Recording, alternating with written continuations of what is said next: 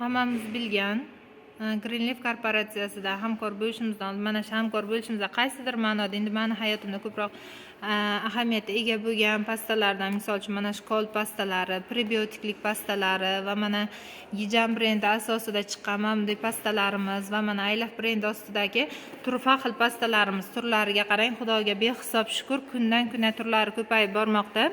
Mana shu kol pastalarimiz vazifalari nima? Gaymarit, gijja bo'ladimi, har xil leishmaniyoz kasalliklari bo'ladimi, teridagi har xil kasalliklar, toshmalar yoki ugrilar.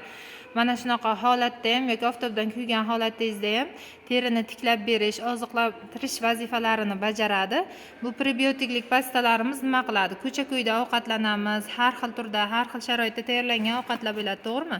Mana shunaqa holatda ham mana shu prebiotiklik pastalarimiz kunda ertalab tushishingiz orqali immunitet hosil qiladi va oshqozoningizda har xil buzilishlari oldini oladi. Yosh bolachalaringiz ham no'xatdek yuttirgan holatingizda ichak buzilishlari yoki diareya bo'lgan holatlarda, ichib ketish holatlari bo'lganda ham mana shu pasta orqali hech qanaqa ortiqcha ukol dori yoki osmalarsiz mana shu pastalar orqali ichaklaringizni tiklab olishingiz mumkin bo'ladi.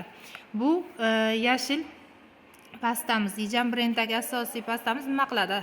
Buni xususiyati tish sarg'ayishlarini, tish toshlarini, keyin ham yilda 2 marta kuz va bahor oylarida ayniqsa ko'p kasalliklar, ayniqsa allergiya yoki mana shilqat bo'yicha kasalliklar immunitet pasaygan holatda rivojlanish bo'ladi. Mana shunaqa holatda milkingiz uchun ukol oladigan paytingizda mana shu pastani o'zini ishlatish orqali hech qanaqa milkingiz ukol olishingiz shart emas.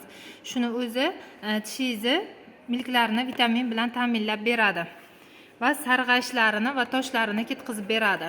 Bu hammamizda ko'proq podarkalarimizda chiqadigan, hammamiz sevib ishlatadigan pastalarimiz bo'lgan Aylaf pastalarimiz. Bu nima qiladi?